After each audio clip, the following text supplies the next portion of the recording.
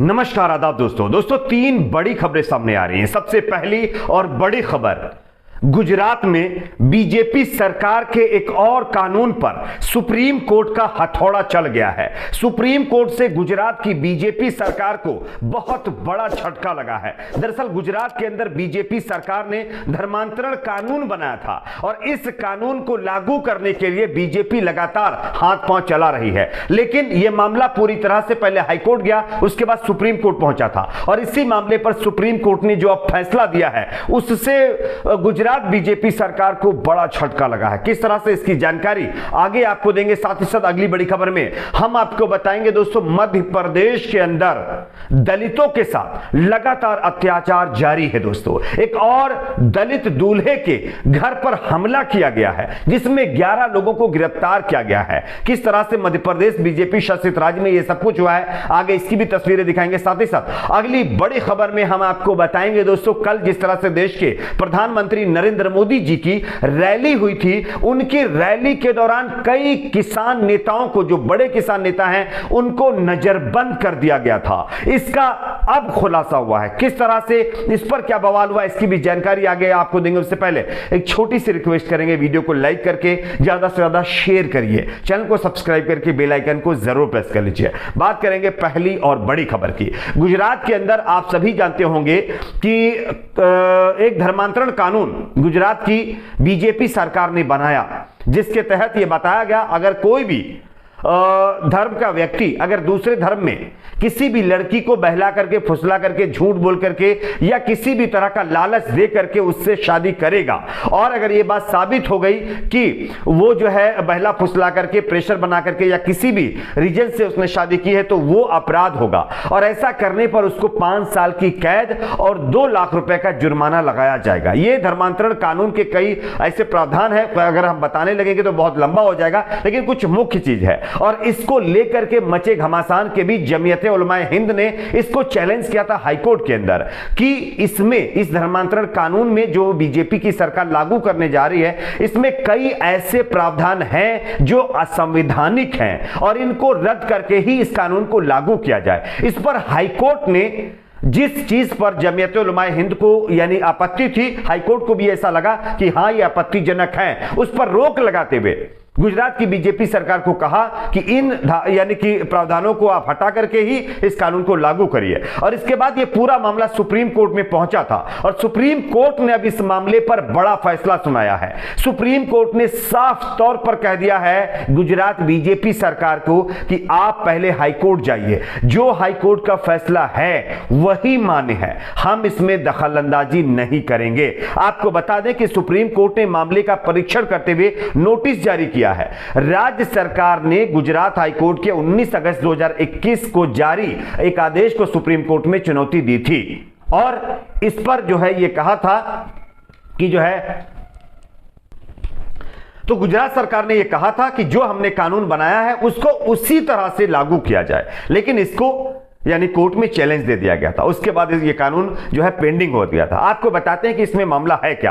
पहला प्रावधान इसमें है जबरन धर्मांतरण को रोकने के मकसद से गुजरात में 2003 से कानून है। इस कानून में अप्रैल 2021 में संशोधन किए गए। यह कानून Gujarat freedom of religion amendment act 2021 को जो है इसका नाम दिया गया। यह कानून 15 जून 2021 से लागू हो गया है। इस कानून के तहत किसी दूसरे धर्म की लड़की को बहला फुसला कर, धोखा देकर के या लालच देकर के शादी करने के बाद उसका धर्म परिवर्तन करने पर 5 साल की कैद और 2 लाख रुपए के जुर्माने का सजा का प्रावधान है और लड़की नाबालिग है तो 7 साल की कैद और 3 लाख रुपए का जुर्माने का प्रावधान है। और इसी को लेकर के कहा गया था कि यह कानून में कई ऐसे प्रावधान हैं जो कि असंवैधानिक है, क्योंकि इसमें यह कहा गया है कि अगर जब तक, यानी जमीयत उलमाए हिंद जिसने अर्जी लगाई थी उसने कहा था, उसका तर्क था कि यह कानून गलत कैसे है। इसमें यह चीज है कि जब तक साबित ना हो जाए तब तक किसी के ऊपर कार्रवाई, पुलिस में ना एफआईआर हो ना कार्रवाई हो।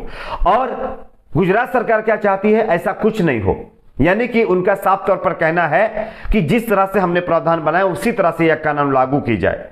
अगर थोड़ा भी शक हो तो एफआईआर भी हो और सजा भी हो। तो इस मामले पर अब सुप्रीम कोर्ट ने कहा कि हाईकोर्ट का जो जजमेंट है उसी पर हम कायम है, इसमें किसी तरह का कोई हम दखल नहीं देंगे। अब देखना यह है कि इस पर आगे बीजेपी क्या करेगी। बात करेंगे अगली बड़ी खबर की। अगली बड़ी खबर दोस्तों आ रही है मध्य प्रदेश से, जहां पर दलितों के साथ लगातार अत्याचार जारी है। वैसे शिवराज सिंह चौहान सरकार सत्ता में आई, दावा किया गया कि हमारे सत्ता में आने के बाद सभी धर्म के लोगों को सम्मान मिलेगा, सभी जाति के लोगों को सम्मान मिलेगा, वो चाहे दलित हो या पिछड़ा हो या कोई भी हो।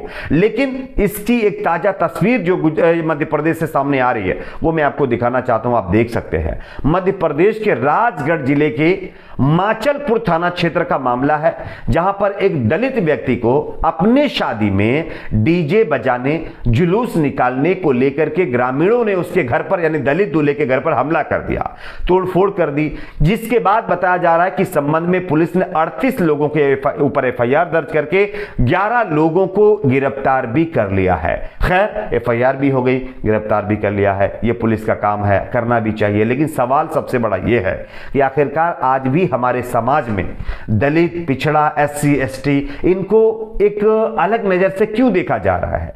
क्यों इनको अपनी शादी में बैंड बाजा बजाने या दूल्हे को घोड़े पर चढ़ जाने से, दूल्हे पर बैठ जाने, बग्घी पर बैठकर बारात निकालने पर लोगों को ऐतराज क्यों होता है? ये एक बहुत बड़ा सवाल है और इसके पीछे की वजह भी शायद आप लोग जानते होंगे। खैर एक और खबर की बात कर लेते हैं दोस्तों। ये आ रही है पंजाब से। देश के प्रधानमंत्री नरेंद्र मोदी की पंजाब में एक रैली थी, जालंधर के अंदर रैली हो गई। रैली में जो है पुलिस ने चाक चौबंद सुरक्षा की थी, क्योंकि इससे पहले आप लोगों ने देखा होगा फिरोजपुर की रैली जो पीएम मोदी की थी वो रद्द कर दी गई थी सुरक्षा चूक की वजह से। लेकिन इस रैली में भी एक नया बवाल हो गया है दोस्तों। जानकारी के मुताबिक पीएम मोदी की पंजाब में होने वाली रैली से पहले ही रातों रात कई बड़े किसान नेताओं को घरों के अंदर नजरबंद कर दिया गया था। आपको हम खबर दिखा रहे हैं, आप देख सकते हैं। प्रधानमंत्री नरेंद्र मोदी की जालंधर के जो है पीएपी ग्राउंड में होने वाली रैली से पहले पंजाब ने पुलिस ने एक बड़ी कार्रवाई की है।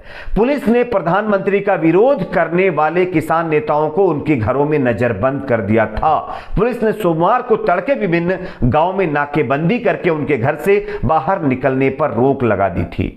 भारतीय किसान यूनियन और राज्यपाल के यूथ प्रधान अमरजोत सिंह ज्योति निवासी जंडियाला मंजकी ने तड़के ही वीडियो जारी कर पुलिस की ओर से जो है सुबह ही गांव में नाकेबंदी पर किसान के घरों में बंद करने के बारे में बताया था।